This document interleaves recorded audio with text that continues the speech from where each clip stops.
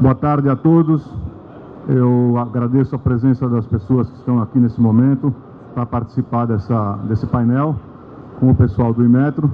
E conforme nós fizemos na nossa última live na ABR, fizemos o convite a eles toparam a parada e vieram aqui hoje para bater um papo com o pessoal, esclarecer, tirar dúvidas e tudo mais.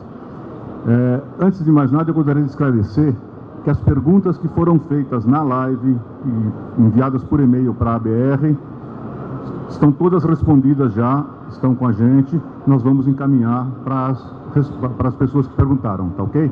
Então, se eventualmente houver alguma pergunta repetida, ou que seja a mesma coisa, eles vão dizer que já temos essa resposta pela ABR. Combinado, pessoal? Então vamos lá. Eu vou chamar então primeiramente o Marcelo Ferreira, do Inmetro, que é o coordenador executivo e de gestão da diretoria de avaliação de conformidade do Inmetro. Marcelo, por favor, seja bem-vindo.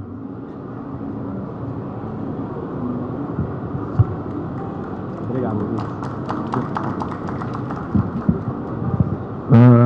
Segundo Marcelo dos Santos Monteiro, analista executivo em metrologia e qualidade do Inmetro. Seja bem-vindo, Marcelo. E por fim, o Vitor Gomes Simão, pesquisador de tecnologista em metrologia e qualidade no Inmetro. Ok? Valeu, Vitor. Seja bem-vindo, Vitor.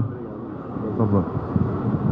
Como mediador, nós temos aqui o nosso diretor, Alexandre Moreira, que vem aqui para prestigiar esse painel.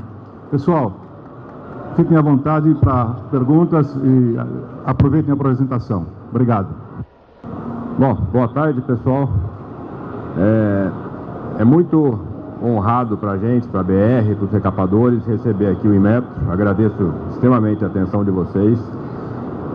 Eu pessoalmente acompanho desde o primeiro grupo formado para iniciar os trabalhos de formação dos regulamentos. Então, a gente percebe que essa última mudança para a autorregulamentação deixou muitas dúvidas. Nós montamos a live mês passado, o Inmetro colocou o Leonardo para nos ajudar, mas o Leonardo tem uma visão gerencial de processos, macro. Então, nossa conversa toda girou em termos de estratégias, objetivos, e as dúvidas que surgiram no operacional foram muito grandes.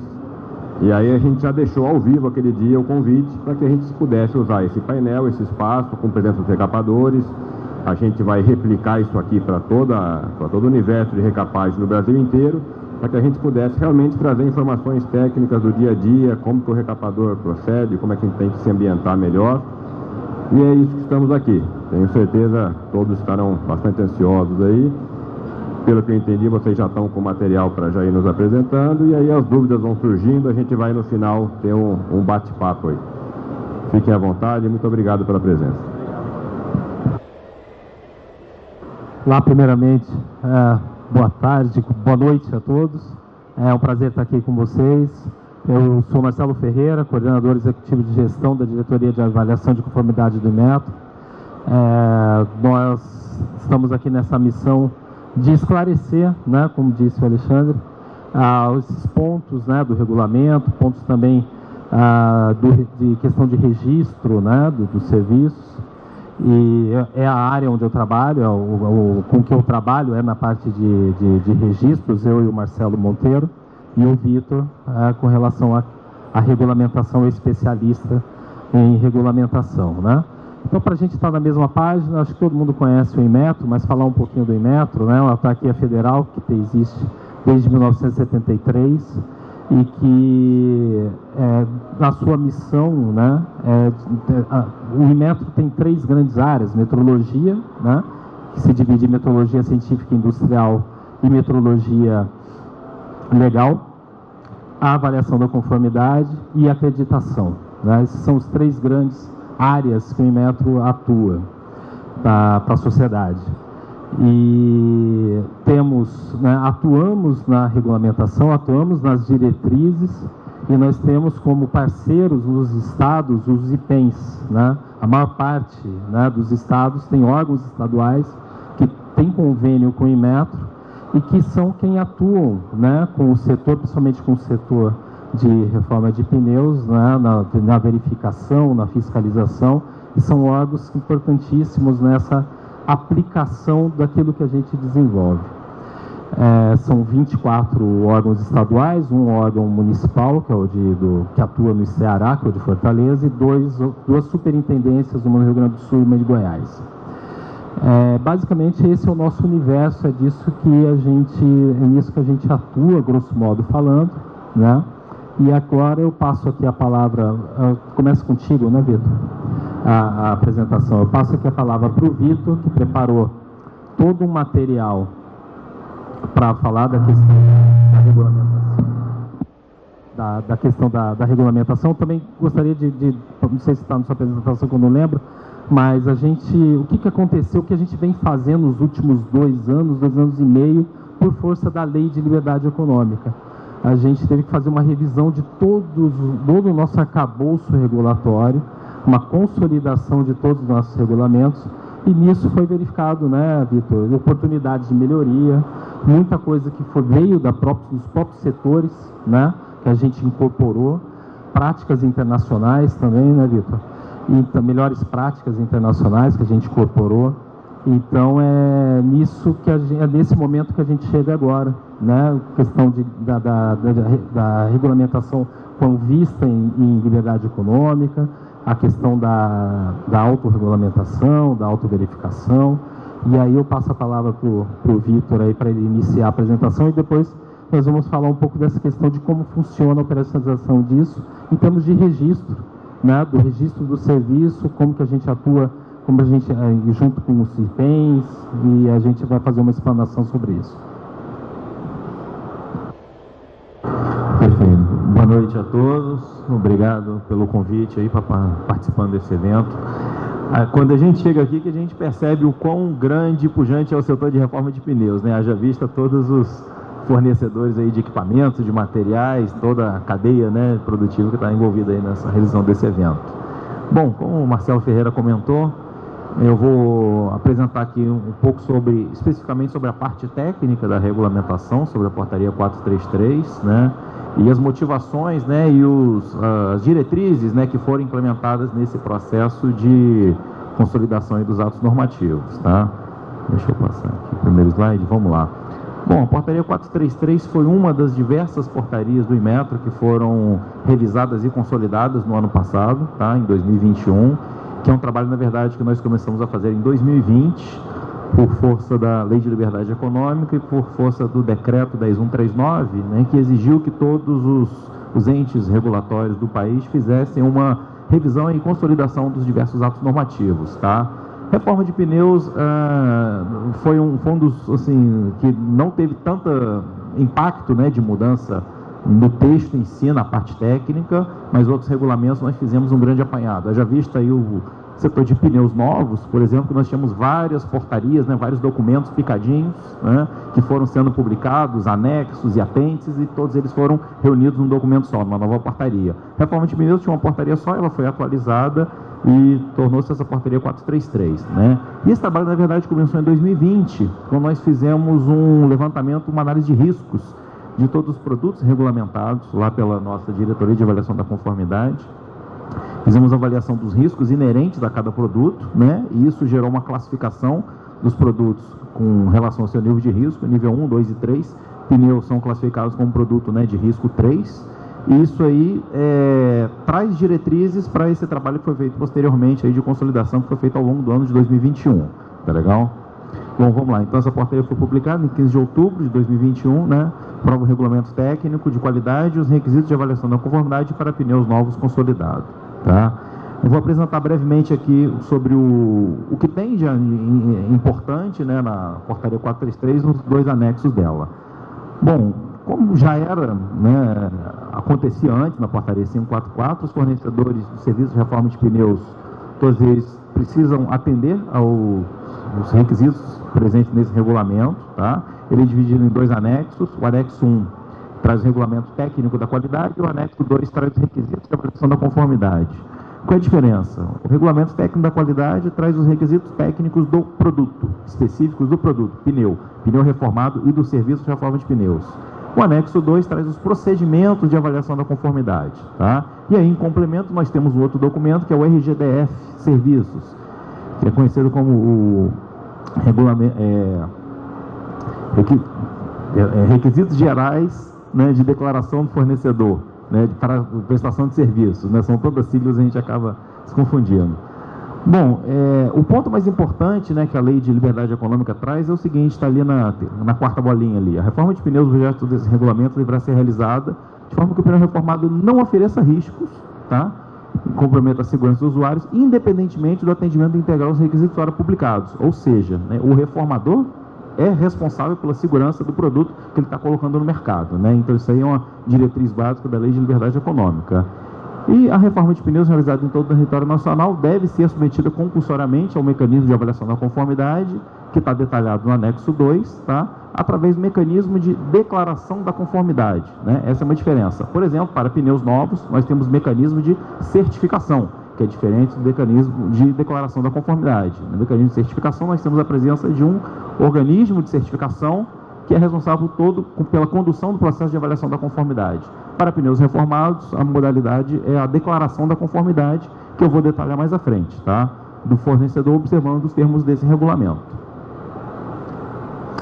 Bom, após a declaração, os fornecedores de serviços de reforma em território nacional devem ser registrados no Inmetro, considerando a portaria 258 de 2020. Depois da minha apresentação, o Marcelo Monteiro aqui ele vai detalhar para vocês os pontos mais importantes da portaria 258, tá? E, naturalmente, como já acontecia também, a obtenção do registro é uma condição essencial para o produto ser colocado no mercado, né? Tanto para a operação da reformadora, quanto para a colocação do produto no mercado nacional. Como já acontecia, o serviço de reforma de pneus e o produto pneu reformado estão sujeitos às ações de vigilância de mercado, que são feitas pelos nossos órgãos delegados, como já foi comentado. E a publicação dessa portaria não implica a necessidade de que seja iniciado um novo processo de avaliação da conformidade, né? Os processos que já estavam em curso, as reformadoras de pneus que já tinham um processo de declaração da conformidade continuam, só que elas vão ter um prazo para se adaptar, né? Na verdade, esse prazo já correu, né, após a publicação da portaria. E ele estabeleceu que na próxima etapa de avaliação, os reformadores já deveriam fazer referência à nova portaria 433, em substituição à portaria 544, que ela foi revogada após a publicação dessa portaria ali. Fica revogada a portaria 544 de 2015. Bom, vou passar aqui brevemente sobre as etapas principais do processo de avaliação da conformidade, tá? Não sei como vocês pretendem fazer, tirar dúvida deixa para o final ou pode ser durante a apresentação? Alexandre, o que você acha? Não, faça a apresentação, a gente fica quebrando muito, né? Acho que aí no final a gente junta as perguntas. Perfeito, pode ser. Bom, vamos lá. Então, como eu falei, tem esse documento, o RGDF, né? RGDF Serviços, são os requisitos gerais de declaração da conformidade do fornecedor, que são estabelecidos pela portaria 278 de 2021. Então, a avaliação inicial, ela segue os requisitos definidos nesse regulamento, no RGDF, tá? Perpassa pela apresentação da declaração da conformidade do fornecedor, que vai seguir também os critérios do RGDF. Além disso, devem ser apresentados relatórios de ensaios feitos no produto, no pneu reformado, conforme no anexo A do regulamento. Eu vou detalhar aqui mais na frente os ensaios. E o início do processo, ele fica condicionado a uma manifestação formal do fornecedor, que deve ser feita diretamente ao Inmetro, para o serviço de avaliação, acompanhado da entrega da documentação a seguir. Então, coloquei uma lista aqui da documentação que deve ser entregue na etapa inicial de avaliação, né? Quando surge no mercado um novo fornecedor de pneus, né? Ou quando o fornecedor do serviço de reforma abre uma unidade nova, ele deve começar o processo do zero, tá? Primeira etapa é a declaração da conformidade à portaria 433 de 2021, com base que está sendo emitida, né? Existe lá um formulário específico disponível no site do Inmetro, que deve ser preenchido, datado e assinado pelo responsável legal da empresa, emitido no máximo 30 dias da data da solicitação, né? Isso deve ser enviado formalmente ao Inmetro. Deve ser definido o escopo do serviço de reforma, abrangido pela atestação da conformidade. O escopo vou detalhar aqui mais à frente. Deve ser especificado o local, a instalação onde são feitos os serviços de reforma, tá? Lembrando que é uma declaração da conformidade para cada instalação, ou seja, para cada endereço é uma declaração diferente. Os documentos referentes à infraestrutura necessária para a realização do serviço de reforma, conforme está estabelecido no regulamento, também vou detalhar isso mais à frente. O relatório de ensaio dos objetos de avaliação da conformidade, conforme a classificação dele em famílias. Esse relatório de ensaio deve ter sido emitido no máximo há 12 meses, né, 12 meses antes da solicitação do registro, né, de conformidade do produto, e outros documentos pertinentes que estão descritos na portaria, tais como a descrição das atividades, os procedimentos, memorial descritivo dos produtos, layout da planta produtiva, entre outros. Bom, o primeiro ponto importante é a classificação de famílias, né? Essa classificação de famílias, ela não muda em nada o que já estava estabelecido na portaria 544. É a mesma classificação de famílias. O Serviço de Reforma de Pneus deve estabelecer 5 famílias diferentes, sendo 2 para pneus de carga, né, para pneus de caminhões, ônibus, veículos pesados, e 3 para reforma de pneus de veículos de passeio, né, automóveis, caminhonetas e caminhonetes. Qual a diferença entre eles? Os veículos pesados, família A é para os pneus que têm índice de carga acima de 122 e família B para os pneus que têm índice de carga abaixo de 121, tá? Menor ou igual, né? Incluso 121. Para pneus de veículos de passeio, família C, D e E. Família C, para índice de velocidade até o R, né? Inferiores a R, 170 km por hora. Família D são os reformadores que reformam pneus, índice de velocidade S e T. E família E, os índices de velocidade superiores a U, acima de 200 km por hora. Tá? E cada declaração feita pode contemplar mais de uma família, de acordo com essa classificação. Tá? Então, isso mantém a mesma classificação que já existia na portaria 544. Não muda absolutamente nada. Como se dá essa etapa, né, de análise da solicitação? Depois da submissão da solicitação da conformidade, a análise da documentação deve ser realizada pelo órgão delegado pelo Inmetro, né, em cada estado da federação vai ter um órgão delegado, e no prazo de até 15 dias corridos, além de uma avaliação da conformidade da documentação que foi encaminhada pelo reformador. Em caso de não conformidade, né, nessa etapa de avaliação inicial da documentação, a não conformidade é informada ao reformador para providenciar a correção das mesmas, de modo que ele possa providenciar a correção das suas não conformidades. E durante essa etapa de verificação inicial, o representante do órgão delegado vai fazer uma visita, né, para o local da infraestrutura do reformador para evidenciar o atendimento aos requisitos que estão no anexo A do anexo 1, que é o RTQ. Né? Lembrando, temos anexo 1 e anexo 2 na portaria. O anexo 1 é o RTQ, ele tem um anexo A que traz os requisitos que serão avaliados pelo reformador, que são os mesmos requisitos que estão na lista de verificação lá do anexo 2, né, que são utilizados pelo reformador para fazer a manutenção e renovação da sua declaração. Tá? O reformador ele vai ter um prazo de até 10 dias úteis para apresentar a proposta das ações corretivas a serem tomadas, de modo a sanar as não conformidades que, porventura, tenham sido evidenciadas na etapa inicial. O representante do órgão delegado, por sua vez, ele vai ter um prazo de 15 dias corridos para analisar a proposta das ações corretivas e se pronunciar sobre o aceite ou não. Tá? Também muito semelhante à forma como já era feito anteriormente na portaria 544. Depois dessa etapa, né, sendo aprovada essa proposta de solicitação de declaração do fornecedor, declaração de conformidade, é informar a implementação das ações corretivas num prazo de até 60 dias corridos. Caso haja necessidade, o representante do órgão delegado vai se manifestar se ele vai evidenciar a necessidade ou não de fazer mais uma visita na instalação do reformador, de forma a evidenciar a implantação das ações corretivas nas não conformidades que tenham sido identificadas. Tá? A evidência objetiva do tratamento das não conformidades do reformador pelo órgão delegado é um requisito necessário para validar a declaração da conformidade. Então, a declaração da conformidade só vai ter validade após o representante do órgão delegado aprovar o tratamento das não conformidades.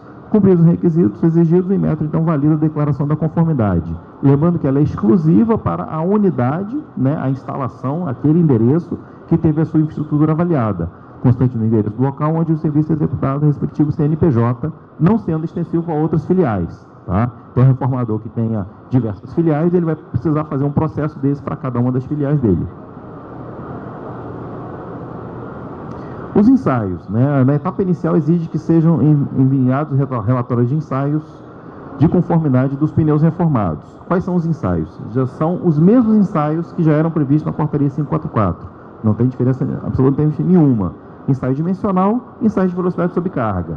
Tá? Ensaio dimensional consiste em medir a largura total em 6 pontos regulamentos passados, ter em conta a espessura das nervuras e cordões de proteção, adotando como largura total o valor medido, né? E aí tem aquele cálculo e divide por π. As dimensões dos pneus devem estar de acordo com os valores declarados no manual da ALAPA. Então, o manual da ALAPA é a nossa referência normativa para definir todas as dimensões dos pneus. Tá? O segundo ensaio, ensaio de velocidade sob carga, também o mesmo ensaio que existia na portaria anterior, na 544, consiste em aplicar uma carga expressa em percentual correspondente ao índice de carga gravado no flanco do pneu, em conformidade com o índice de velocidade do mesmo. Né? E aí tem um procedimento de ensaio, né, lá no anexo 1 da portaria, né, no RTQ. Após submetido ao ensaio de velocidade sob carga, o pneu não pode apresentar nenhum tipo de defeito. Né? O que são avarias? Né? O regulamento coloca a palavra avarias. Quais são os defeitos possíveis? Arrancamento, emenda aberta, falha no conserto, reparo ou manchão, falha no material de reforma, separação dos flancos, separação entre as lonas ou separação da banda de rodagem. Então, após o pneu ser submetido a esse ensaio, ele não pode apresentar nenhum desses defeitos. Apresentando um desses defeitos, é evidenciada uma não conformidade, da mesma forma ele tem que tomar as ações corretivas. Tá? Ô, Vitor, pois não? Vamos dar uma paradinha ali para a pergunta, então a gente fica muito distante do assunto. Eu tinha essa preocupação. Conteúdo aí. Justamente. Alguém tem uma pergunta até o exato momento aqui que queira colocar para o Vitor do que já foi dito? Aqui é o processo, a parte bem inicial do processo, né, Vitor? Então, acho que aqui realmente é bastante operacional, todo mundo está... Pois não? Peraí.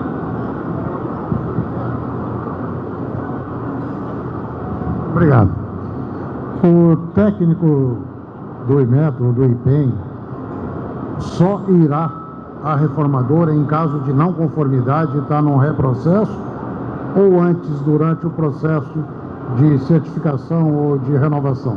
Não, teve essa mudança no regulamento, justamente, eu estava comentando. Ele participa na visita inicial, né, na solicitação inicial. Em caso de não conformidade, se ele identificar a necessidade de uma visita, aí sim ele deve agendar uma outra visita para evidenciar a resolução das não conformidades que foram identificadas. Eu acho que eu não fui claro. O que você chamou de inicial é a instalação de uma empresa? Sim. Não, eu estou falando no processo, quem já está.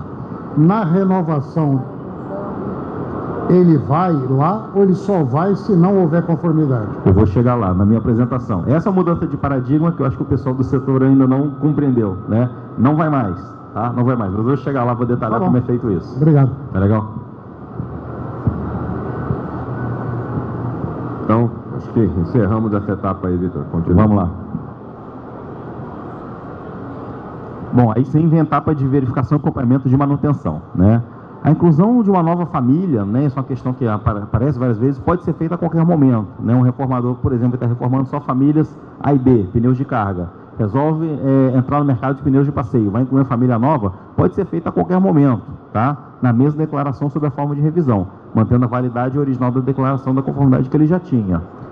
A avaliação de manutenção ela vai ser realizada anualmente, né? Então a cada 12 meses o reformador deve fazer a autoverificação do seu serviço, realizar os ensaios, mais uma vez, previsto no anexo A cada 12 meses.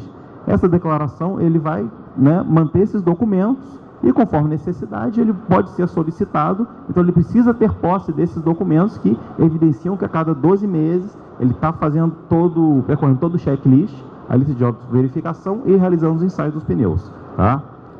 A declaração da conformidade tem validade de 4 anos. E a avaliação de renovação deve ser programada pelo reformador antes do final desse prazo de 4 anos. Tá? Então, muito importante lembrar isso. Né? Não pode deixar vencer o prazo de 4 anos para recomeçar o processo, né? Porque senão vai acabar tendo algum impedimento, cancelamento de registro. O Marcelo vai detalhar como isso funciona mais na frente. Então, antes do vencimento desse prazo de 4 anos, é importante que o reformador já tome as ações necessárias para fazer a renovação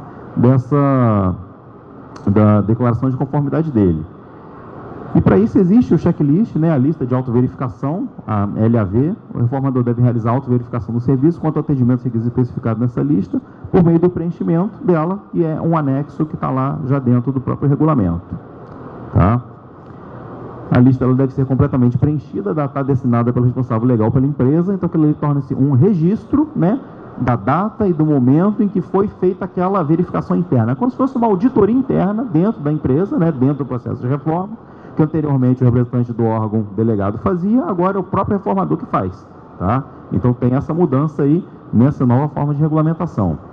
A verificação da conformidade quanto ao atendimento aos requisitos previstos na LAV deve ser realizada pelo reformador na periodicidade definida no RAC, né, que é anualmente.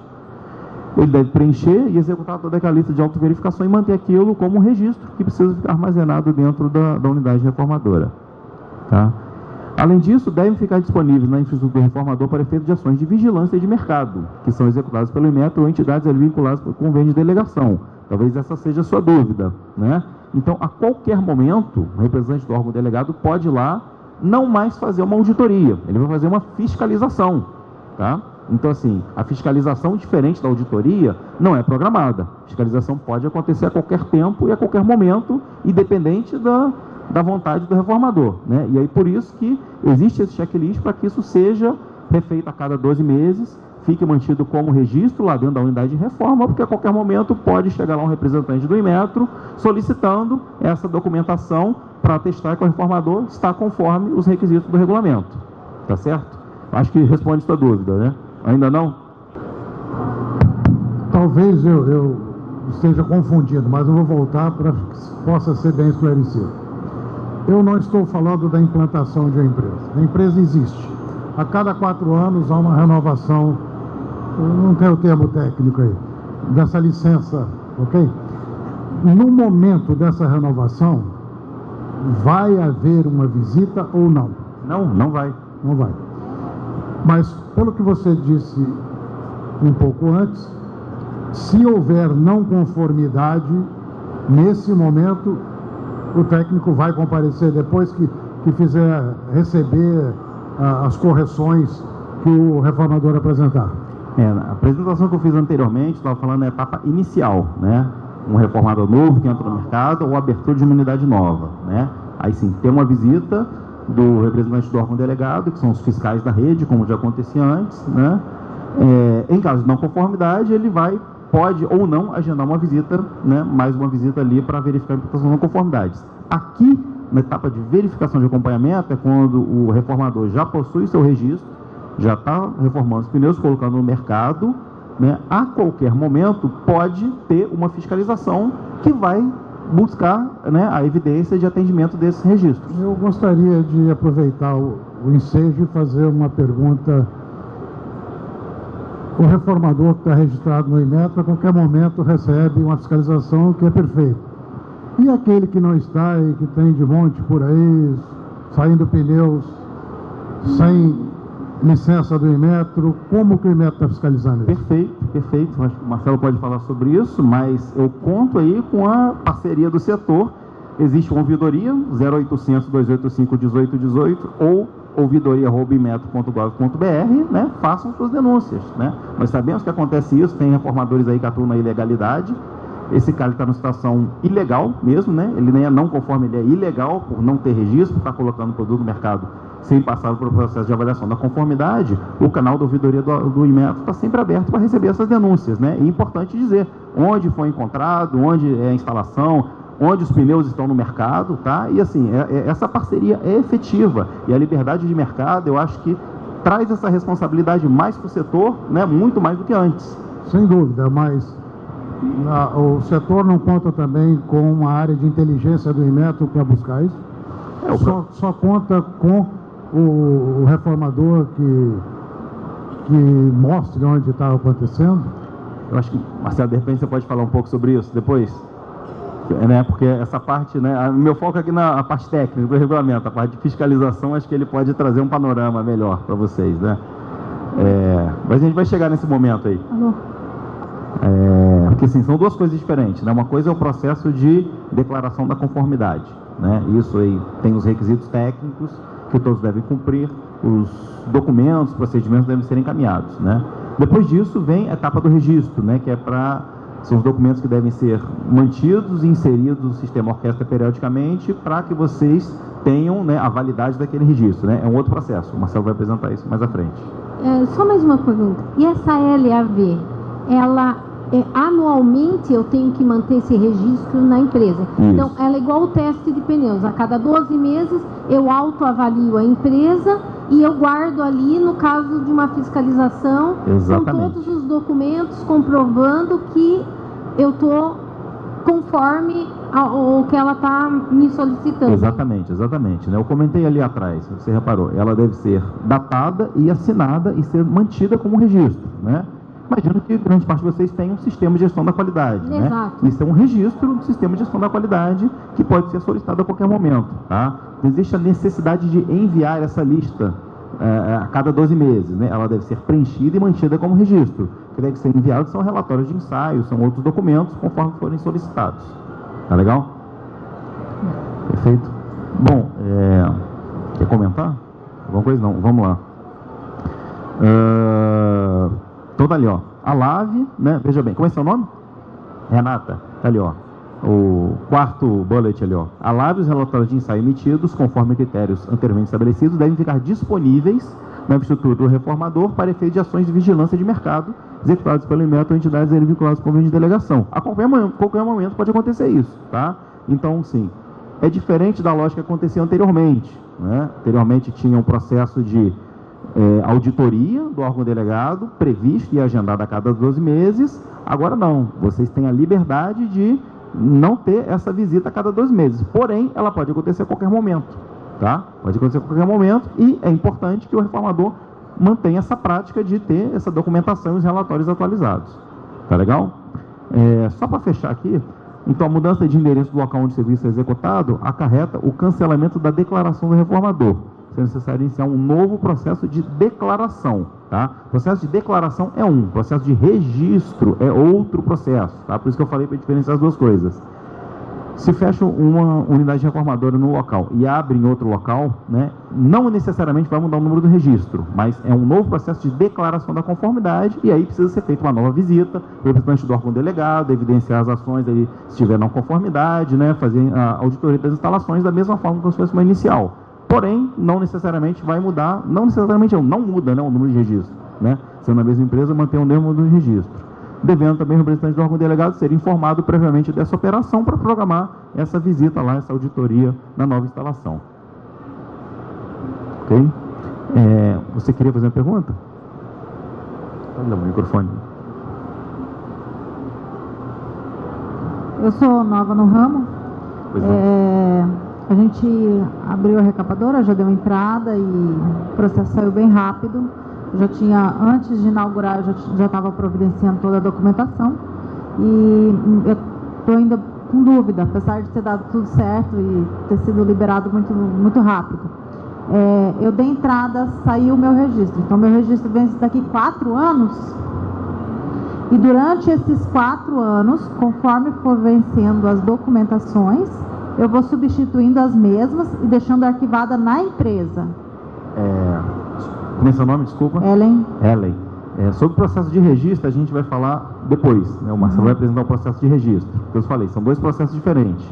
Um processo é a declaração da conformidade, que é essa parte de documentação técnica, né?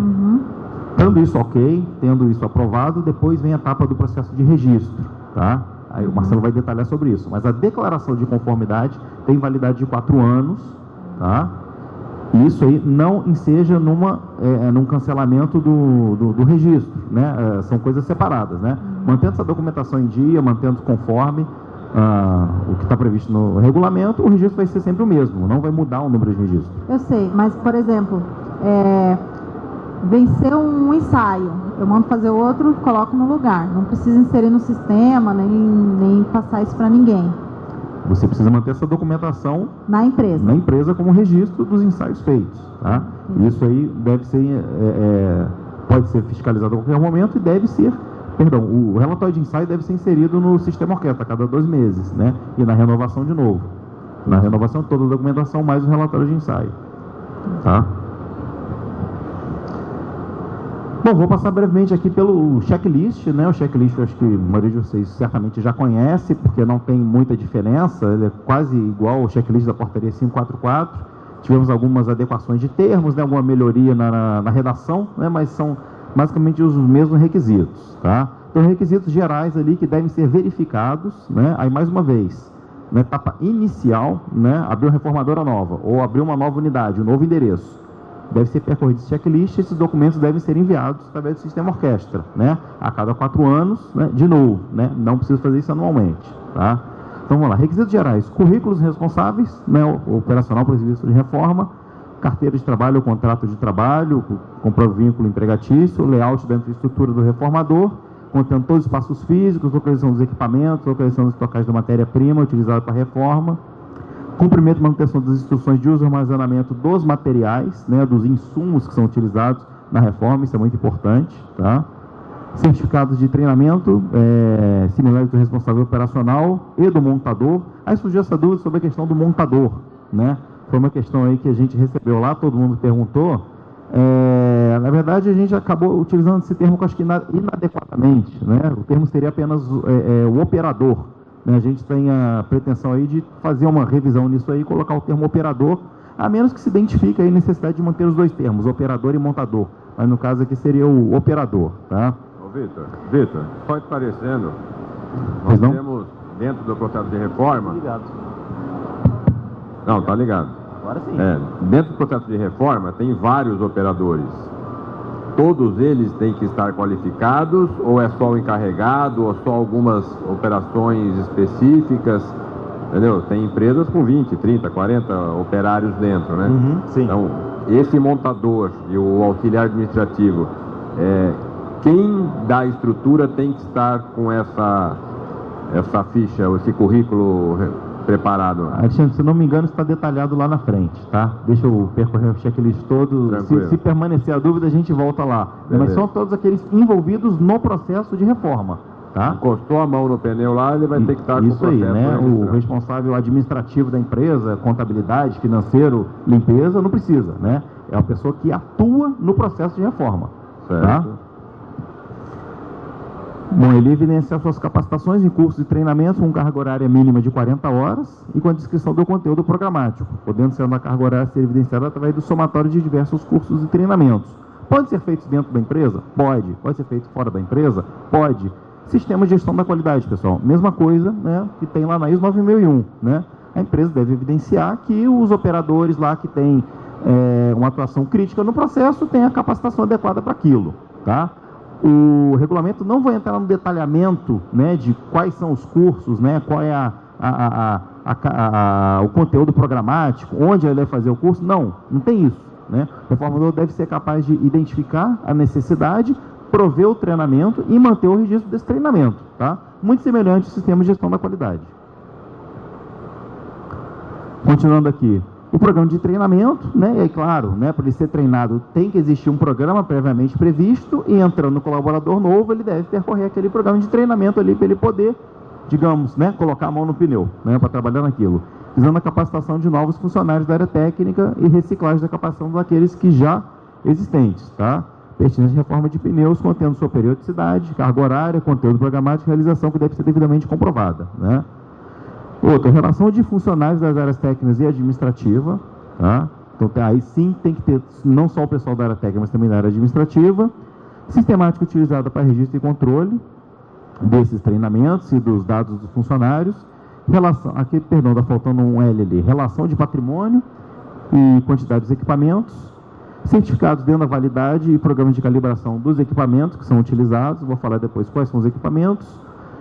E o sistema de gestão da qualidade, contendo o procedimento de avaliação da qualidade dos materiais empregados na reforma de pneus, tá? Que pode ser uma auditoria de segunda parte ou a realização de ensaios pelo próprio reformador ou outra forma de avaliação.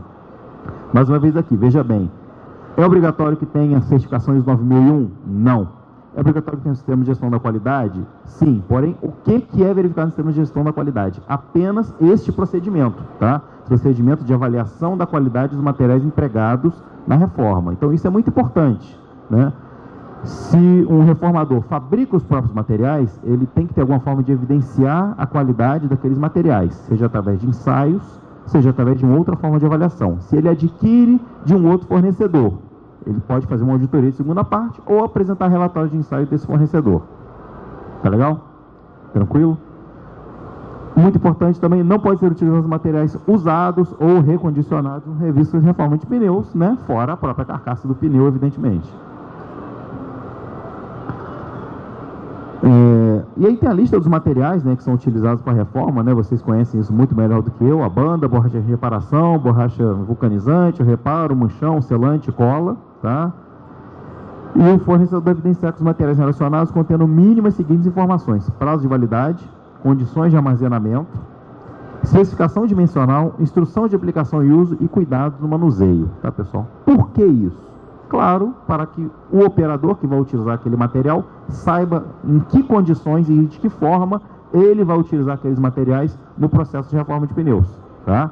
E aí, mais uma vez, se o próprio reformador fabrica esses materiais, tem que conter essas informações. Se ele compra de terceiros, o terceiro tem que fornecer os materiais com essas informações aí, obrigatoriamente, e essas informações precisam, né,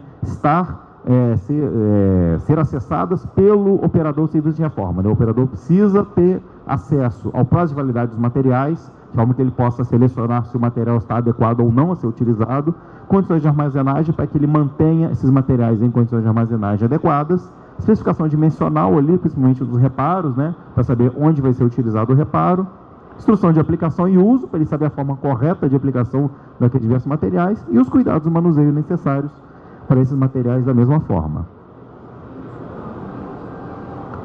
O pneu que vai ser utilizado para reforma, né, os pneus a serem reformados devem possuir os seguintes dados. E aí também é um checklist que o reformador precisa avaliar no pneu que ele vai ser submetido à reforma. Identificação do fabricante, as dimensões do pneu, tipo de construção do pneu, diagonal radial, identificação se é uso com câmara ou sem câmara, índice de carga, índice de velocidade, data original de fabricação e o selo de identificação da conformidade, né? Até o exemplo do selo de identificação de quando é um pneu já reformado, que vai ser reformado por uma segunda, terceira, quarta vez, e o selo de identificação da conformidade para um pneu novo, né, que nunca passou pelo processo de reforma, tá? Então vai acontecer a situação do reformador se deparar com esses dois selos aí, né? Um selo que identifica a conformidade de um pneu já reformado, um selo que identifica a conformidade de um pneu novo, né? E o selo ali, mais uma vez, vai ser aplicado depois do processo de reforma. Tá falhando? Tá legal. Ok. Tranquilo até aqui, pessoal? Uma dúvida? Pois não, Renato? Tem microfone para ela aí?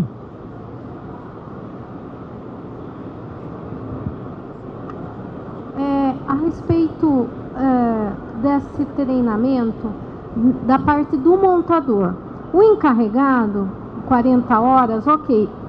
Só que cada operador meu, seja um examinador, um raspador, um escariador, cada um deles, eles têm que ter uma evidência de pelo menos 40 horas, é isso? Sim, e você tem que ter um plano de treinamento para cada um deles.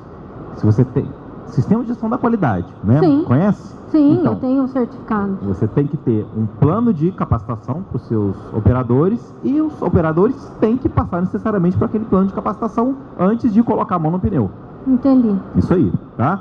O método diz qual é o conteúdo programático? Não diz. O método diz o tempo que você vai levar para administrar o curso? Não diz. Mas você precisa evidenciar que você tem um programa de treinamento, que todos os operadores passaram por aquele programa de treinamento, assim como eles precisam fazer uma renovação disso aí, tá, né? Periodicamente. Quando vou fazer uma reciclagem, o regulamento também não diz, né? Faz parte do seu sistema de gestão da qualidade, e o reformador deve ser capaz de avaliar criticamente o prazo necessário para fazer essa reciclagem do treinamento.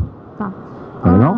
E outra pergunta, na parte ali do material, né? Você falou de eu atestar, né, que aquele material realmente tem qualidade que está entrando na reformadora. Isso.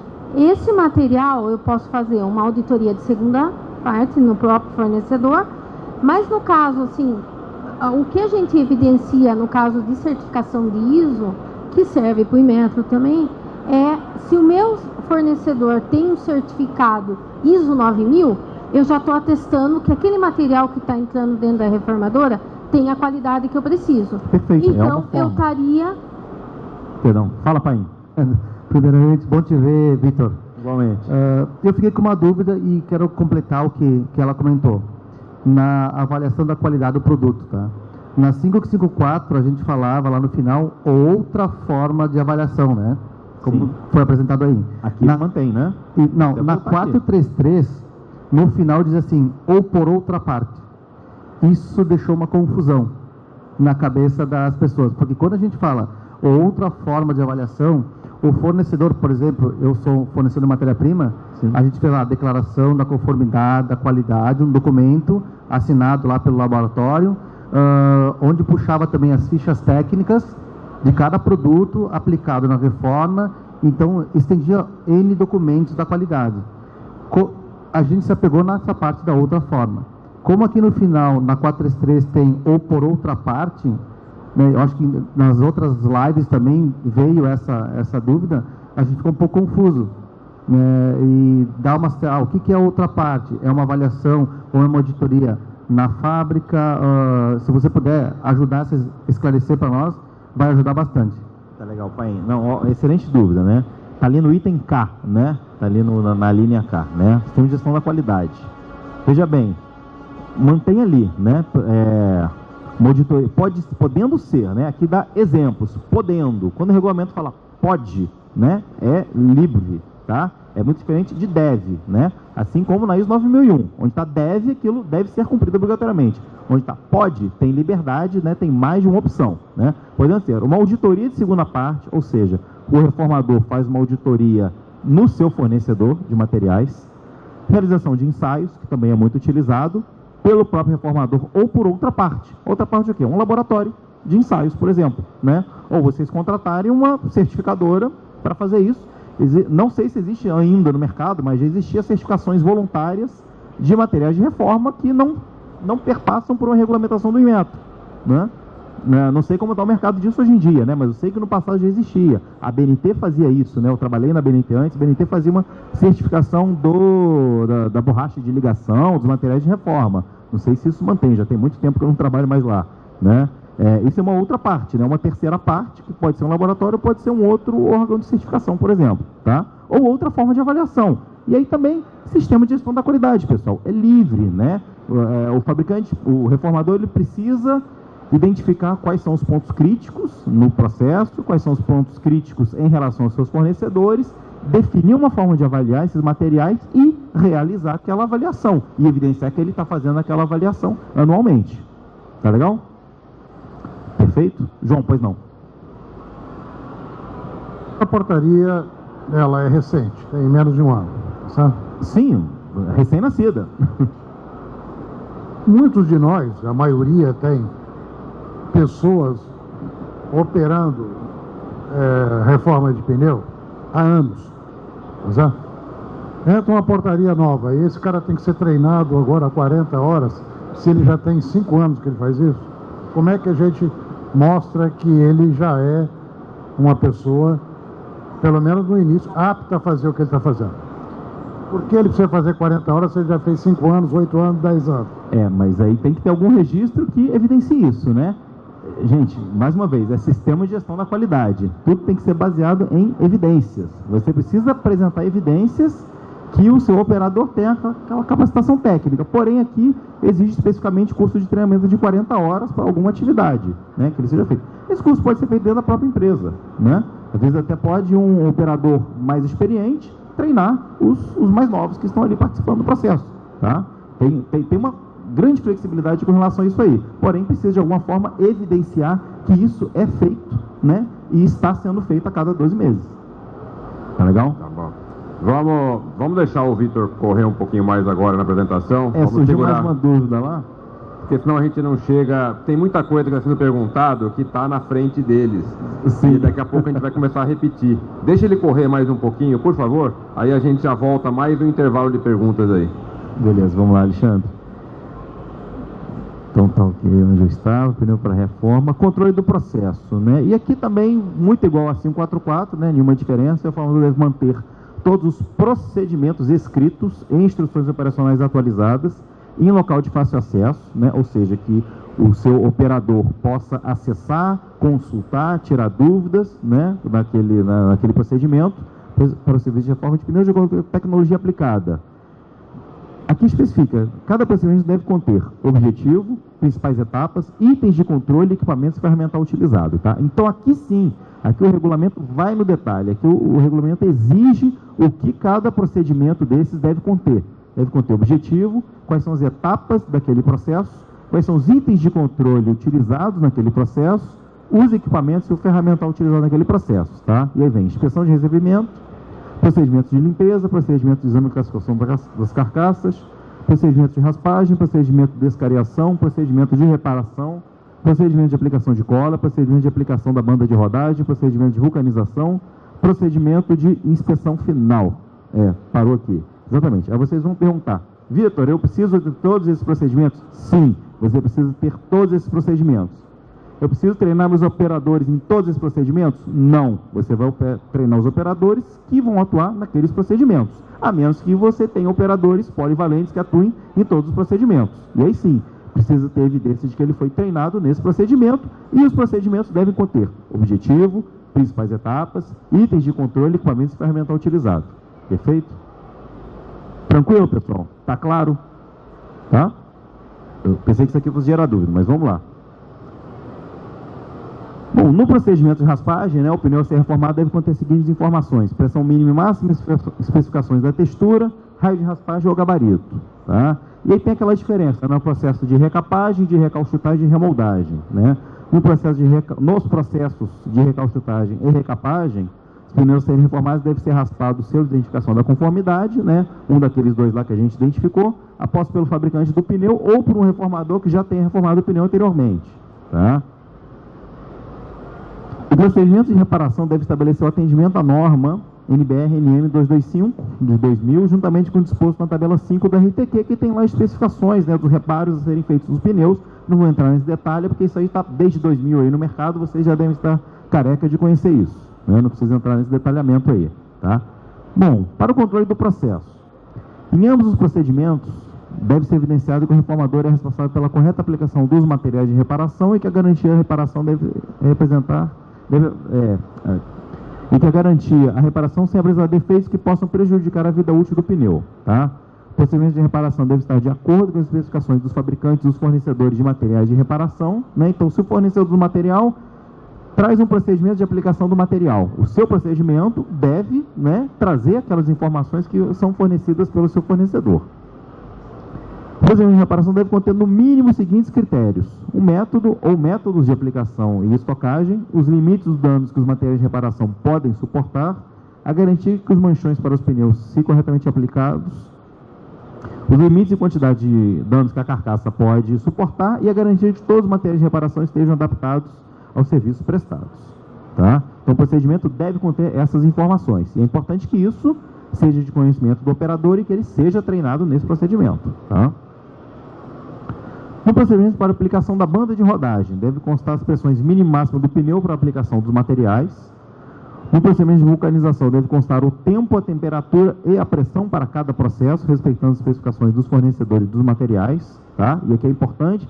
E aí pergunta, por que eu tenho que ter controle de calibração dos equipamentos? Por isso, porque no procedimento de vulcanização, deve constar o tempo, a temperatura e pressão para cada processo de vulcanização. Tá? Respeitando a especificação dos fornecedores daqueles materiais que são utilizados. Na inspeção final, o pneu reformado deve apresentar uma ou mais das seguintes ocorrências... o pneu reformado que apresentar uma ou mais das seguintes ocorrências vai ser desqualificado para uso. Se ele apresentar separação entre a banda de rodagem e a carcaça, ou se apresentar separação das lonas ou cinturas de deformação da carcaça. Então, reformei o pneu, saiu do processo, apresentou um dos dois defeitos, ele deve ser desqualificado. Tá? Ele não deve ser comercializado, muito menos devolvido para o cliente que solicitou a reforma. No caso, quando os pneus pertencem a clientes, de vocês, pertencem a terceiros e forem desqualificados, o fornecedor deve emitir um laudo técnico de reprovação e inutilizar a reforma realizada no respectivo pneu. E, claro, manter o registro disso. Registros certamente vão ser avaliados numa eventual fiscalização. Tá? Controle dos instrumentos. Essa pergunta aí também interessa bastante. E não é nada diferente do que já existia na portaria 544. Tá? Mesma coisa. O reformador deve possuir registro de controle de calibração dos instrumentos: manômetro, termômetro e cronômetro. Apenas esse? Sim, apenas esse. Em todos os processos, utilizar um serviço de reforma de pneus contendo mínima a identificação e periodicidade de calibração desses instrumentos. Qual é a calibração? Qual é a periodicidade de calibração? O metro não diz isso.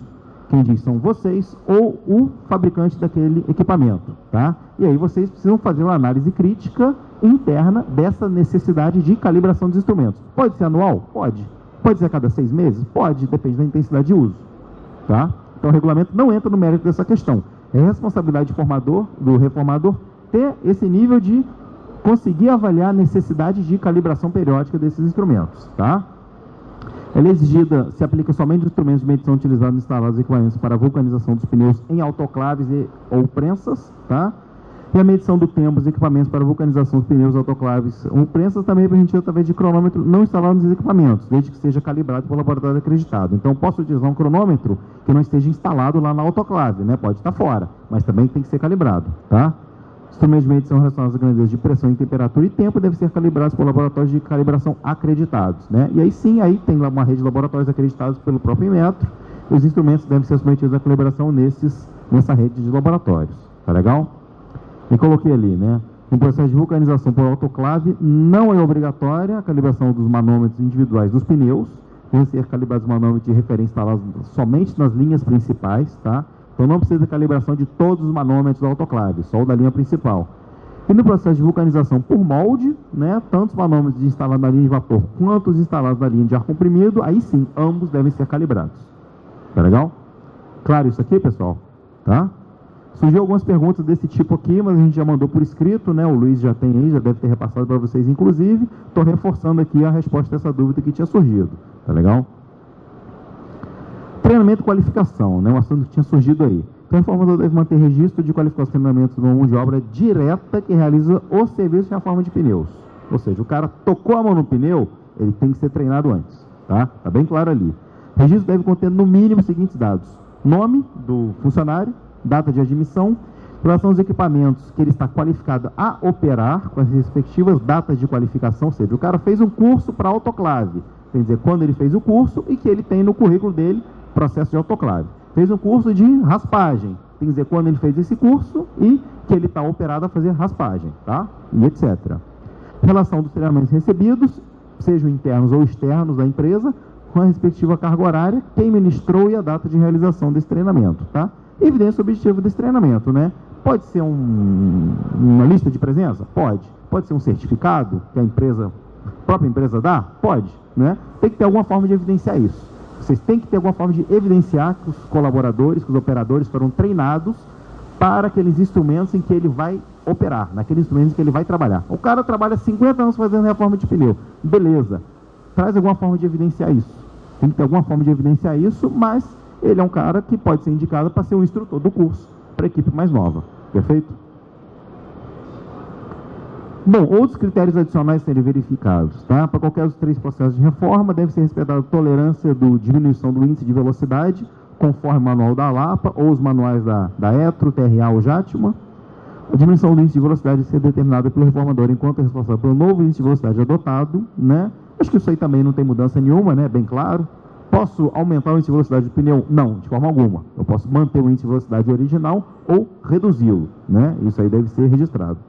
Um processo de remoldagem, devido às marcações do pneu, devem ser realizadas, né? Quando o pneu vai trocar, né, toda a capa dele, a remoldagem, deve ser marcada as dimensões do pneu, tipo de construção, identificação para o uso de câmara ou sem câmara, índice de carga, índice de velocidade e a data original de fabricação do pneu, tá? Isso é um ponto muito importante. Então, num processo de remoldagem, deve ser marcada não só a data da remoldagem, mas a data original de fabricação dele. Então, eu, reformador, preciso ter uma sistemática de registro para cada um dos pneus que eu vou remoldar, para que essa data seja regravada no pneu após ele ser remoldado. Tá legal? Os registros das marcações originais do pneu devem ser sempre mantidos para fim de rastreabilidade. Data da reforma deve ser gravada no selo ou vulcanizada no pneu, indicando a semana e o ano que o pneu foi reformado, tá? E aí é diferente da norma, tá? A norma 225, ela traz mês e ano, né? O regulamento traz semana e ano, tá? O que vale mais? O regulamento, né? A norma é voluntária, o regulamento é compulsório. O regulamento, ele se apropria de alguns elementos da norma, não da norma inteira, né? E principalmente das tabelas, das figuras que já são reproduzidas no próprio texto do regulamento.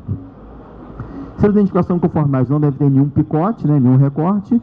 E para veículos leves, não devem ser reformados pneus com fabricação superior a 7 anos, que sempre foi isso, desde quando o Inmetro começou a regulamentar a reforma de pneus. Diferente da norma. A norma 225 estabelece 5 anos, o regulamento estabelece 7 anos. Para pneus de carga, não existe uma data limite para a reforma de pneus de carga, tá?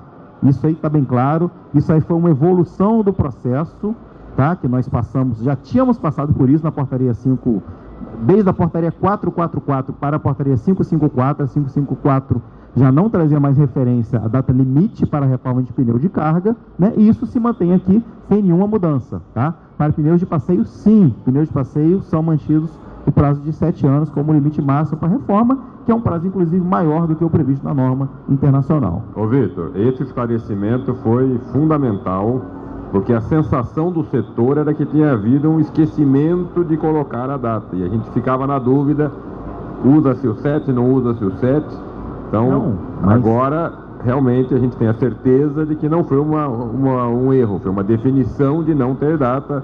Obrigado, acho que isso tira dúvidas enormes no processo aí. Sim, isso é uma evolução que já existia na portaria 554, né? A anterior, a 444, trazia um prazo de validade, né, para a reforma do pneu de carga. Na 554 isso já tinha sido superado, né? A gente entende que o setor aí passou por evolução, né? Teve uma melhoria aí nos processos de reforma, e aí naturalmente os pneus de carga continua a regra que já tinha sido estabelecida na 554, sem nenhuma modificação. Legal? Bom, essa parte técnica eu encerrei aqui. Quer fazer a rodada de dúvidas agora? Vamos tocar o Marcelo, porque eu já percebi que é a sua parte agora, né, Marcelo? Eu já percebi que muitas dúvidas estão sendo dirimidas conforme a apresentação vai sendo feita. Então vamos deixar um pouquinho mais para o final. Eu sei que tem algumas perguntas aí aparecendo, mas a probabilidade de ser respondida pelo Marcelo e depois é grande, né? Então, Marcelo, por favor, a palavra. No final a gente entra as perguntas. Obrigado, Alexandre. Boa noite a todos. É um prazer falar para vocês aqui.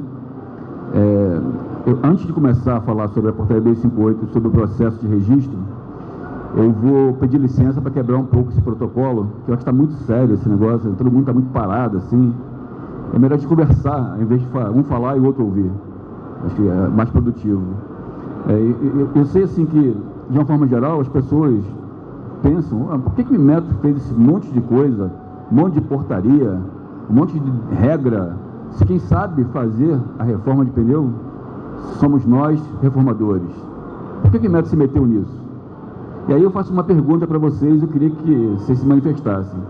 Quem de vocês aqui utiliza sacola de mercado como saco de lixo? Pode levantar a mão, eu uso. Todo mundo, né? Agora, por que vocês usam sacola de mercado e não usam saco de lixo, que é para botar o lixo? Vocês vão dizer um monte de coisa. Porque tem uma alça que dá para dar um nó, para dar uma finalidade adequada para aquela sacola de mercado, para não ir para o lixo à toa. Enfim, mas na verdade, vocês utilizam sacola de mercado como um saco de lixo, porque vocês não veem nenhuma diferença entre sacola de mercado e saco de lixo. Um saco de lixo, ele é mais resistente, mais grosso, para não vazar aquele líquido, chorume. Ele tem que ter alguma coisa que sere para não vazar, uma costura mais forte, enfim, uma série de detalhes que a sacola de mercado não tem. Mas vocês não identificam essa diferença. E por que não identificam essa diferença? Por causa da inovação. Inovação no mau sentido. Alguém quis fazer mais por menos, fazer mais com menos material, e começou a fazer o saco de lixo mais fino um pouquinho. Esse inovador, vou chamar de inovador, ele acabou ganhando o mercado dos concorrentes dele que faziam uma coisa certa. E aí, por ganhar o mercado, os concorrentes tinham duas alternativas: ou sai do mercado, ou acompanha na baixa qualidade do produto. E aí começou todo o setor a ficar meio corrompido. Só que o inovador, ele é mais inovador do que os outros. Então ele reduziu mais ainda, ao ponto de a gente encontrar saco de lixo que é preto e transparente ao mesmo tempo. Só saco de lixo é preto e transparente ao mesmo tempo, né? Ou seja, o próprio setor, ele se detonou, ele se quebrou. E aí eles foram ao Inmetro pedindo um regulamento. Eu quero um regulamento de saco de lixo, porque eu não consigo mais vender saco de lixo. E o Inmetro falou, não tem porquê. Se fizer agora um regulamento de saco de lixo, o custo do saco de lixo vai ficar tão alto que aí você não vai vender mais nada. Vocês têm que fazer, na verdade, alguma ação entre vocês para voltar a ter qualidade no produto. Quer dizer, quando o Inmetro publica uma portaria, cria um regulamento, ele está tentando proteger o setor dele mesmo. Certamente vocês, que são reformadores sérios, teriam muito problema com reformadores que não são sérios. Não é isso? Então é para isso que a gente serve. E aí, tudo tem um custo. E a gente acaba tentando minimizar esses custos de algum jeito, criar ferramentas que sejam efetivas e que não sejam pesadas financeiramente para vocês. A gente podia ter criado uma certificação compulsória com um organismo de certificação da conformidade acreditado pelo Inmetro, que vocês iam gastar aí, sei lá, R$500 mil por ano. Mas a gente falou, não, isso vai quebrar o setor. Aí é o remédio amargo demais para uma doença que a gente pode resolver de outras formas. Então criamos a portaria anterior, lá 544 e a 444 antes, não é isso? 554, que tinha regras. E aí falando, peraí, o setor está mais organizado, a gente consegue reduzir um pouco esse negócio, a gente consegue tirar um pouco, desonerar um pouco o setor de gastar mais dinheiro. Como é que a gente consegue fazer isso?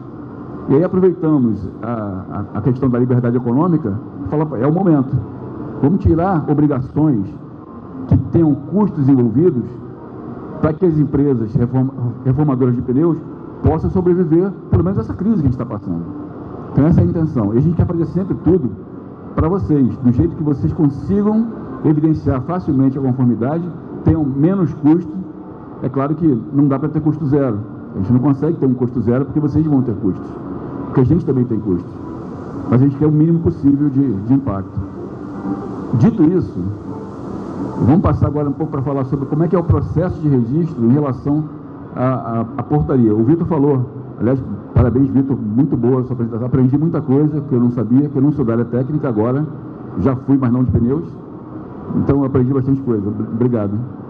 E o Vitor falou aqui muito bem que a avaliação da conformidade é uma coisa e registro do Inmetro é outra coisa. Agora a gente vai falar um pouco da parte administrativa do Inmetro. Agora, se você falar, mas eu faço um ensaio a cada ano, eu não vou saber responder. Mas assim, o que eu tenho que colocar lá no orquestra, no sistema orquestra, aí eu vou saber responder. Por isso que viemos todos aqui, cada um tentando crescer um pouco na sua área, tentando desenvolver melhor a sua área e trazer para vocês informações mais completas. Então a portaria 258 é a portaria que regula o registro de produtos do Inmetro e não vale só para pneus, vale para qualquer coisa, vale para produtos, vale para serviços, vale para a declaração da conformidade, que é o caso de vocês, vale para a certificação compulsória. Então, o que é essa portaria? Essa portaria ela aprovou os critérios e procedimentos para o registro de produtos, insumos e serviços. Aí, o caso de vocês, a gente vai falar sempre em serviços. Óbvio que um pneu reformado é um produto, mas a gente não está regulando o pneu reformado aqui. A gente está regulando o serviço de reforma. Por isso a gente está sempre preocupado em falar o serviço de reforma, o serviço de reforma, o serviço. Então, tudo isso que faça parte do escopo regulatório do Inmetro. E lá no site do Inmetro, tem lá uma consulta pública para todas as portarias que precisarem consultar. Você deve já saber disso, né? Até mais do que eu. Então, lá são passíveis de registro, e aí por isso que a reforma de pneus se enquadra, de registro de produtos, insumos e serviços, todos que façam parte do escopo regulatório do Inmetro e que tenham a conformidade avaliada compulsoriamente. O que é isso? Quando vocês fazem a declaração da conformidade de vocês, é uma avaliação da conformidade, que vocês fazem sozinhos, mas é uma avaliação. Se for certificação, dava no mesmo.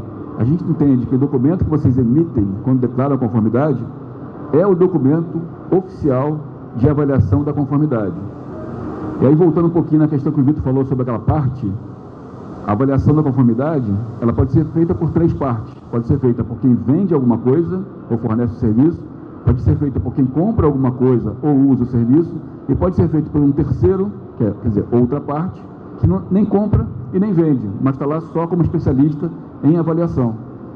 E no caso de vocês, é a primeira parte, ou seja, a avaliação oficial do programa de reforma de pneus é feita pelo próprio reformador e é válida como tal. Agora, o ato de concessão do registro é uma responsabilidade exclusiva do Inmetro. Às vezes você vai falar, não, o IPEM foi lá, então o IPEM me deu o registro. Não, não deu. O IPEM fez uma parte de uma verificação, que é um serviço prestado a vocês para ajudar a evidenciar a conformidade que vocês estão declarando. Mas o Inmetro é que concede o registro no final das contas, né? Como diz na portaria, o registro está condicionado à existência de um atestado de conformidade, que é essa declaração que vocês fazem.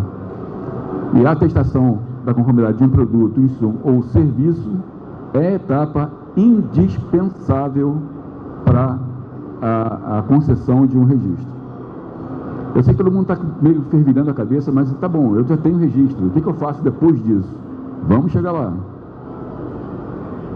Há uma coisa importante para falar, que o registro, o fato de estar registrado no Inmetro, não significa que a empresa não tenha mais responsabilidade sobre o que produz. Nunca, de forma nenhuma. Vai sempre ter responsabilidade sobre o que produz ou o serviço que presta. Isso está em portaria, né? Bom, e aí, quem é que pode se candidatar a ter um registro? Olha lá, o fornecedor é a parte legítima para solicitar e ter um registro concedido. Por que a gente colocou isso no mercado? Porque a gente percebeu que havia brechas para uma espécie de aluguel de registro. Uma pessoa que não tinha nada a ver com a história pedia um registro, avaliava uma empresa e ficava com o dono do registro. E a empresa funcionava, na verdade, meio que sob a tutela dessa outra pessoa ou entidade. Então, ele falou, não, a gente quer registrar quem faz. E aí, para produto, é muito mais simples ver isso, né? A gente quer registrar quem fabrica ou quem importa o produto, quer registrar quem presta o serviço. A gente não quer registrar uma trading, por exemplo, que importa produto para os outros, e aí é dona do registro, só ela pode depois importar. Não é isso que a gente quer. E a solicitação do registro implica na aceitação tácita das condições estabelecidas nessa portaria e desse artigo. E aí, quem é fornecedor? Quem pode ser fornecedor? É uma pessoa jurídica, pública ou privada, que é estabelecida no país. Ou seja, uma empresa estrangeira não pode se registrar no Inmetro. E que desenvolve atividade de fabricação ou de importação na condição de réu adquirente, né, essa importação, ou presta um serviço que faça parte do escopo regulatório do Inmetro. Então, esses são os candidatos a registro no Inmetro. Você percebe que a gente está fechando bastante o campo para que vocês não sejam prejudicados. Imagina se tem lá uma empresa paraguaia registrada no Inmetro mandando pneu para cá. Não dá, né? E aí tem detalhes em relação a produtos que a gente não precisa passar aqui não. Vamos seguir para a gente ter mais tempo para debate. Importação não é o caso de vocês. Como eu não sabia o que eu ia encontrar aqui, eu trouxe uma apresentação mais detalhada sobre a portaria 258, tá? O fornecedor se compromete a partir do momento da solicitação do registro a cumprir com as obrigações definidas nos regulamentos e procedimentos definidos pelo Inmetro, incluindo aquelas que são operacionalizadas através do sistema orquestra. A gente botou o sistema do Inmetro ali porque não precisa botar orquestra na portaria, mas inclusive aquelas obrigações que estão estabelecidas no próprio sistema. Por isso, quando tem lá alguma mensagem para vocês, tem que abrir o monitoramento para botar alguma coisa, enfim. Então, vamos lá. Quais as condições que o registro pode ter? O registro ele pode estar... primeiro, o Inmetro é responsável pela supervisão e pela gestão dos processos de registro. E ele pode estar no status de ativo, inativo, suspenso ou cancelado. Por que 4 e não 3? Por que a gente botou ativo, suspenso, cancelado? A gente criou a figura do inativo para que vocês possam solicitar a inativação, uma vez que suspensão e cancelamento estão previstas na Lei 9933/99 como penalidades a serem aplicadas. Então, assim, vocês não podem chegar lá, eu vou parar a minha atividade. Você não pode ser penalizado por isso. Você pode pedir inatividade. E essa inatividade pode ser eterna, ela vai ser eterna até vocês pedirem a reativação, se quiserem pedir. A suspensão já é uma penalidade aplicada pelo fiscal, ou cancelamento também. E normalmente é o ativo. Para vocês, em termos práticos, não muda muita coisa. Para produto muda alguma coisa, mas para vocês não muda muita coisa em relação àquilo que não é o ativo. Eu vou dizer por quê. Registro ativo. O produto pode ser vendido e o serviço pode ser prestado no mercado sem nenhuma restrição, desde que o regulamento seja observado. Inativo. O serviço não pode mais ser oferecido. O produto pode ainda ser vendido, mas o serviço não pode mais ser oferecido. Suspenso. O serviço também não pode ser oferecido, mas é uma penalidade. E cancelamento é uma espécie de banimento. Assim, você, sei lá, criou um dano ambiental gigante e o seu CNPJ foi cassado. Então você foi cancelado. E aí uma coisa aqui que a gente precisa falar um pouco com detalhes, porque não está na portaria, tá? Primeiro assim, a portaria ela fala que um registro ele corresponde a um modelo ou família, ou a um serviço, a um fornecedor, quer dizer, tem que ter um CNPJ único, e a uma unidade fabril ou local de instalação onde se faz esse serviço. E aí você fala, mas eu vou me mudar. Como é que eu faço para me mudar? Porque eu vou ter que parar minha produção e eu tenho moldes, eu não posso perder meus números, o que eu faço? Bom, a gente diz aqui o seguinte, tem que ter só um endereço de instalação, é só um endereço, ou seja, não pode ter dois, mas nada diz que não pode mudar. Pode mudar de endereço, sim. E aí, o que a gente recomenda? Solicitem a mudança de endereço ao órgão delegado, ao IPEM do estado de vocês, com antecedência devida, para que possa ser agendada uma visita assim que seja feita a mudança. Ah, vou me mudar 15 de outubro. Ah, então, o IPEM, eu vou me mudar 15 de outubro. E aí vou ter um tempo aí de levar as coisas e tal. Então, lá para o dia 20 de outubro, já dá para me avaliar. Topa? Ele vai agendar, de acordo com a programação dele, e falar, não, legal, mas eu não posso dia 20, mas posso dia 22, tá bom? Tá bom, legal. Isso, até hoje, como não está previsto ainda, não tem cobrança de GRU. Não tem nenhuma cobrança. Então, aí, dessa forma, você não deixa de trabalhar na tua empresa original, e quando for começar na nova, no novo endereço, você já está, assim, com muito pouco tempo de perda de não poder trabalhar. É óbvio que se tiver na conformidade, vai dar um prazo para correção e tal, tudo faz parte do jogo. Mas o ideal para nós seria que fosse no mesmo dia, que a gente tivesse assim, uma celeridade tal que vocês não parassem nenhum dia. Eu não sei se alguém perguntou aqui em relação à velocidade de tratamento lá no Inmetro. Acho que foi a Ellen, né? Ellen falou sobre, teve o registro agora concedido há pouco tempo, foi tudo muito rápido, e a ideia é essa. A ideia é que a gente agora, lá no Inmetro, quando a gente recebe o processo do IPEM, que seja tratado no mesmo dia. Você é daqui de São Paulo? Mato Grosso? Legal, bom saber. Sou conterrâneo, né? Então, o ideal é que a gente consiga tratar no Inmetro no mesmo dia. Essa é a ideia. No máximo no dia seguinte. Antigamente vocês tinham muita perda de tempo, eram 50 dias, 30 dias. Mas hoje, como o processo está mais simples, mais direto, está mais rápido. Então, por isso que você disse, foi tudo muito rápido. Foi legal. Desde que o IPEM foi lá, agendou, verificou, fez o relatório, mandou para o Inmetro, saiu. E aí, quantos dias levou? Uns 5, mais ou menos? Tudo. Então, a ideia é essa. Ô, Marcelo, nós temos mais uns 15 minutos aí entre a apresentação e algumas perguntas. Então, vamos prosseguir. Se puder ser um pouquinho objetivo, eu agradeço. Então é isso. A mudança de endereço dessa forma. Solicita o IPEM, agenda, faz a visita e para o mínimo de tempo possível.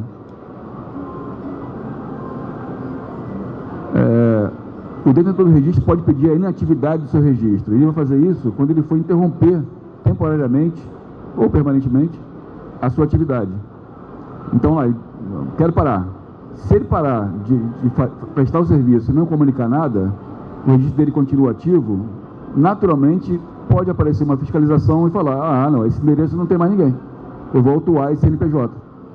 E a ideia é que não autue. A ideia é que vocês cheguem lá e aí sim, é muito rápido. Entrou no P061, solicitar inativação. Solicitou, acabou. Inativou o registro, você não é mais cobrado de nada, não tem mais fiscalização acontecendo em função daquilo que você deveria estar fazendo em termos de renovação. É claro que o produto continua sob a sua responsabilidade, então vai ter algum tipo de controle, mas a ideia é não prejudicar aqueles que querem parar a atividade. E no caso de reativação, também é rápido. Solicita reativação e aí apresenta a documentação que não tiver lá ainda, né? Por exemplo, você está lá com a declaração da conformidade, e aí você pediu a inativação, aí um mês depois se arrependeu, mas a declaração não está vencida. Não precisa botar de novo. Mas faltou um ensaio venceu, aí bota o ensaio.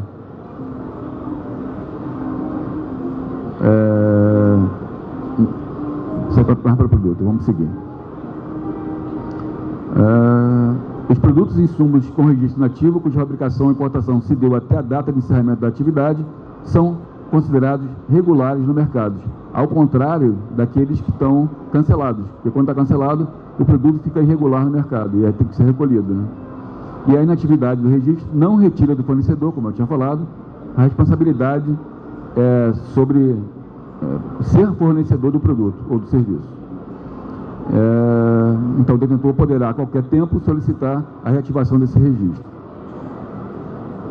E aí vem a questão de documentação, que foi uma dúvida que apareceu várias vezes lá, né? Documentação. Qual é a documentação necessária para você colocar na orquestra, para primeiro solicitar um registro, depois para manter esse registro ativo?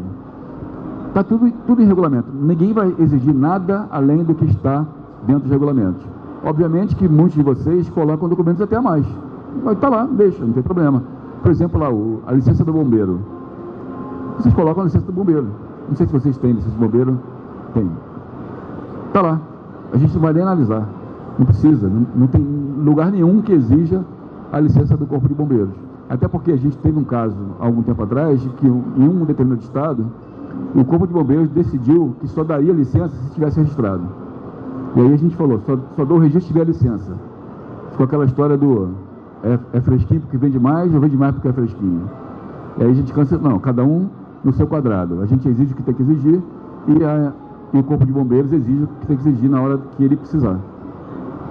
Então lá, na portaria 258, no item 5.1.1, tem lá 3 documentos que são necessários para começar o processo. CNPJ, até porque se você vai pedir para ser um detentor de registro, você tem que estar na área, tem que saber quem você é. Os atos constitutivos, para saber quem é o responsável legal e saber se a empresa está legal. E a identidade do responsável legal pela empresa. Lá no item 5.2.1 tem mais 4 documentos.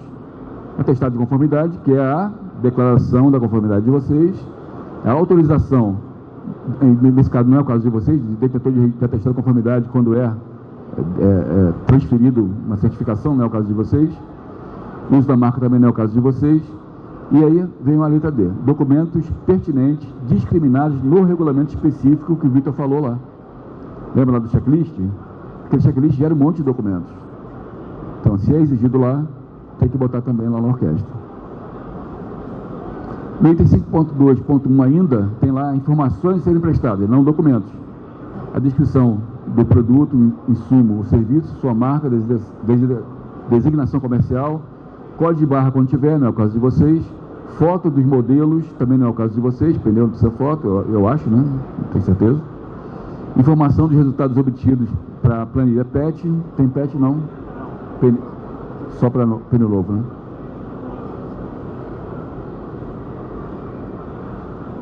Não foi? Ah, sim. Endereço completo do fornecedor, nome e razão social, endereço do fabricante quando é o produto, e razão social das empresas autorizadas a utilizar o registro na empresa de importação, que também não é o caso de vocês. Essa portaria, como ela abrange todo o registro, ela tem coisas de produtos, coisas de serviços. No capítulo 6, essa aí é a questão da atualização de documentos. O que eu tenho que colocar de documentos no orquestra depois que eu já tenho o meu registro? Antigamente tinha manutenção, tarefa de renovação. Acabou. Não tem mais tarefa de manutenção, não tem mais tarefa de renovação. Todo mundo já é grande. Eu falo assim para minha filha, você já é grande. Então é assim que funciona. Ou seja, vocês têm a documentação que antigamente tinha que apresentar para o IPEM. Vocês sabem qual é. Coloca no orquestra. Quem vai cobrar? Ninguém vai cobrar. Se vocês não colocarem, em uma fiscalização, se acontecer, que o Vitor falou, o fiscal do IPEM vai lá, ele pode ir lá a qualquer momento, sempre pôde. Ele já fazia isso. Sempre pôde, isso não mudou. Ele vai lá, primeiro ele vai olhar o registro de vocês. Pô, esse aqui não atualizou o documento. Tem algum problema. Eu vou lá ver qual é o problema. Quando ele chegar lá para ver qual é o problema, ele vai verificar que você fez tudo, mas não atualizou. É uma infração leve. Ah, você não fez nada, você não tem ensaio atualizado, você não fez a declaração da conformidade de novo, então é mais grave. E isso aí vai gerar, infelizmente, multa, penalização para vocês. Então, declaração de imposto de renda, é igualzinho. Todo mundo declara imposto de renda todo ano. Quem lembra vocês de declarar? Ninguém lembra.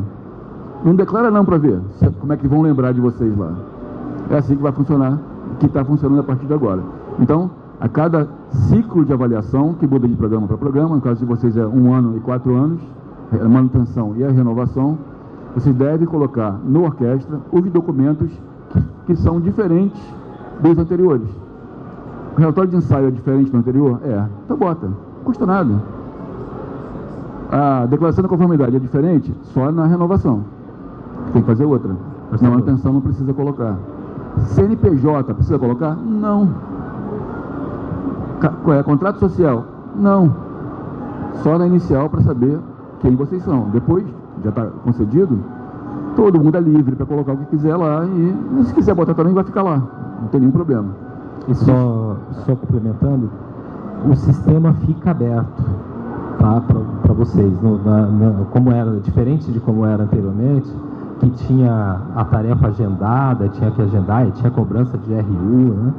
O sistema fica aberto. Então, a qualquer momento, passou um ano, por exemplo, vamos supor, foi feito lá a checklist de manutenção, não foi feito, não foi colocado, não foi atualizado o documento, por exemplo, um relatório de ensaio, passou, esqueceu, passou mais 6 meses além desse prazo, lembrou, poxa, vou colocar no sistema, está aberto, tá? Pode ser colocado a qualquer momento. E, assim, eventualmente, eu acho que serviço acho que nem se aplica muito, mas eventualmente pode ser que a gente faça algum pente fino, vamos dizer assim, por conta de alguma questão, e a gente entra em contato com o setor, em termos de que a gente tem uma tarefa chamada de monitoramento, que fala, olha, está faltando essa documentação aqui de vocês, né? Mas isso não vai ser uma coisa programada, né? É mais por uma questão de controle nosso, né? Para a gente ter o nosso cadastro, enfim, a nossa documentação que exista ali, e aí a gente vai atacar muito por conta de alguma falha que a gente encontre em algum setor, né? Mas aí a gente vai entrar em contato e aí não tem penalização, não é caso de penalização, mas a gente vai indicar, olha, a gente verificou aqui que está faltando, por exemplo, no caso de renovação, está faltando aqui uma declaração válida, né? Citando um exemplo aqui. Então, isso pode acontecer, tá? Isso é porque a gente é mais legal do que a Receita. A gente é bem mais bacana, né? A gente vai parceiro de vocês. Então, a ideia é que ninguém seja prejudicado nunca, que vocês tenham liberdade para trabalhar, para executar a atividade que vocês têm que executar, e a gente fica lá tentando proteger vocês de alguma coisa se acontecer. E aí a pergunta sobre denúncias, né, sobre irregularidade, empresas que estão irregulares no mercado. É importante a parceria de vocês, mas a gente tem sim um planejamento de fiscalização em cada estado da federação. Então hoje os fiscais eles têm um roteiro que eles vão procurar. E obviamente eles vão usar informações que eles têm. Se vocês alimentarem de informações, melhor para nós, melhor para vocês. E aí lá na página do Inmetro tem um canal muito mais simples, o Vitor falou, telefone 0800, e-mail, mas tem um canal muito mais simples, que é você clicar lá, denúncia. Entrou na página do Inmetro, aparece lá, ouvidoria, registra aqui sua denúncia. Clicou no botão, abre um formulário, registra a denúncia, e essa denúncia vai ser encaminhada para o estado em que aconteceu o fato, onde supostamente aconteceu o fato, e a denúncia também pode não ser consistente, e o fiscal vai lá, vai dar uma olhada. No caso que assim, no interior não dá para ir na hora, na capital é mais fácil. No interior ele vai ter que agendar, tem todo um trâmite burocrático, administrativo para ele seguir, para poder ir até o interior, mas ele vai chegar em algum momento lá e vai procurar essa empresa que está irregular. Alteração de escopo. Quando alguém quer incluir o escopo, quantos escopos tem na portaria? 5 escopos. Então, a solicitação, visita, como se fosse um registro novo, mas é mais sério, você não precisa daquela documentação toda, só vai alterar o escopo. E as regras para alterar o escopo estão definidas no regulamento específico.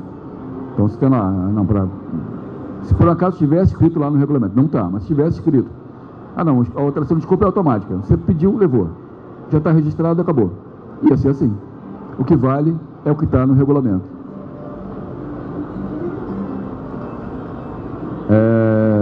O Ferreira acabou de falar sobre a atualização de documentos, que está permanentemente aberto.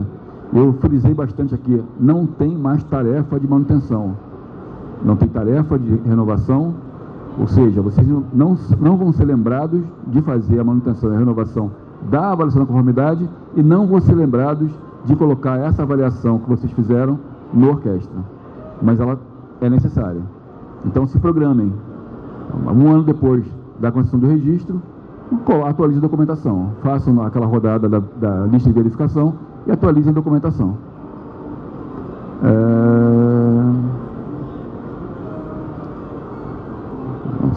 Passou. Obrigações que vocês têm e obrigações que o Inmetro tem. Obrigações de vocês. A indicação do usuário do sistema informatizado do Inmetro, bem como a guarda do login e senha. Hoje o acesso é pelo Gov.br. Eu conheço algumas empresas que ninguém mais sabe quem é que pode entrar. Quem é o detentor quem é o responsável delegado, o membro delegado que pode entrar.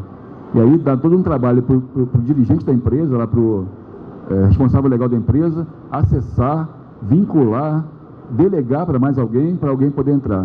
Então vocês são responsáveis pela guarda dessa informação, não é o Inmetro. Então não adianta ligar para lá e falar, quem é o responsável por entrar no meu registro? Não sei, e quem tem que saber é você. Claro que a gente não é tão ignorante assim, tão grosso assim, mas a gente vai dizer mais ou menos isso com outras palavras. Outra obrigação, análise crítica e adoção de ações corretivas para as causas das irregularidades identificadas pelo Inmetro ou qualquer outro tipo de identificação. Responsável por manter atualizados os documentos e informações submetidos para fins de concessão do registro. Manter atualizado é uma obrigação que está expressa em portaria para vocês. E arcar, quando determinado pelo Inmetro, com custos referentes à coleta e transporte de amostras. Quando é o caso de denúncia, assim, de um produto, um pneu reformado da empresa tal, está explodindo e está botando em risco o cidadão. Não, vou mandar para o laboratório fazer uma análise. Eles vão coletar uma amostra no mercado, vão mandar para o laboratório e vocês vão arcar com os custos. Mas por uma denúncia fundamentada. É claro que não é assim, eu acho que está. Não, fundamentou, a gente vai fazer isso. E cumprir com as regras estabelecidas na portaria. E obrigações do Inmetro, que são só 3, só 2, porque a gente escreveu a portaria, a gente faz como a gente quiser. Então a gente escreveu só 2 para nós e um monte para vocês. Primeiro, comunicar ao detentor do registro qualquer irregularidade identificada no processo de registro. Então, se houver irregularidade, vocês vão ser notificados. E dar publicidade aos registros concedidos, sejam eles ativos, inativos, suspensos e cancelados. Eu acho que era isso que eu tinha para mostrar para vocês. Era isso. Uma última informação. Tem vários canais de contato aqui, mas tem um que não está aí. Deveria estar, mas não está. Que é o nosso Fale Conosco. É o faleconosco.inmetro.gov.br. Essa ferramenta é uma ferramenta de acesso rápido à equipe técnica. Então, ligar demora mais do que o Fale Conosco, para vocês terem uma ideia. O Fale Conosco, ele serve para que os detentores de registro possam acessar a equipe em tempo real. Quer dizer, eu tenho um problema, não estou conseguindo entrar no orquestra, está dando algum erro. faleconosco.inmetro.gov.br. Coloca lá, não estou conseguindo entrar no registro. No mesmo dia, alguns minutos, talvez horas depois, alguém vai te responder. Faça isso, tinha um problema tal, foi sanado. É um acesso direto à equipe técnica. Aquele e-mail do Reg Objeto já não está mais ativo. O e-mail pessoal dos servidores do Inmetro vai demorar, a gente não tem tanto tempo de ficar lendo os e-mails. Outros canais que vocês utilizavam também vão demorar. O Fale Conosco é o mais rápido de todos e é o que a gente prefere usar, porque ele distribui as demandas para todos os técnicos que estão lá o dia inteiro dentro do Inmetro e o prazo de resposta é 1 dia. O prazo, na verdade, é 7 dias, mas a gente está respondendo em menos de 1 dia, em média. Tá bom? Então era isso. Obrigado. Passo aí para vocês para as perguntas, se houver alguma. Nossa, muito boa a apresentação. Eu realmente fico bastante feliz com o transcurso aqui do nosso trabalho. Vitor, Marcelo, acho que poucas vezes foi tão claro e tão detalhado a nossa apresentação aqui. Tinha uma pergunta lá, foi respondida, ainda bem. Temos mais alguma pergunta? Porque, sim, foi muito bem explanado e eu vi que as perguntas foram lentamente sendo respondidas aí. Tá? Então, eu pela BR, agradeço imensamente a presença, Marcelo e Vitor. Tudo que nós fizemos foi gravado, vai ser liberado para todos os reformadores, então o Brasil inteiro com certeza vai estar assistindo essa apresentação, vai tirar dúvidas. Temos vários consultores que prestam serviço para todos os reformadores que vão se utilizar desse material todo que nós geramos hoje. Tenho certeza que ficou muito mais fácil para o setor administrar essa exigência do Inmetro, que realmente melhorou nosso setor. É bem-vinda, e o Marcelo foi claro quando ele falou que isso ajudou o setor, realmente ajudou. A fiscalização continua sendo fundamental e principalmente a fiscalização nos não registrados. Isso para nós é muito importante. Então, está conosco também parte dessa tarefa e exerceremos esse nosso direito.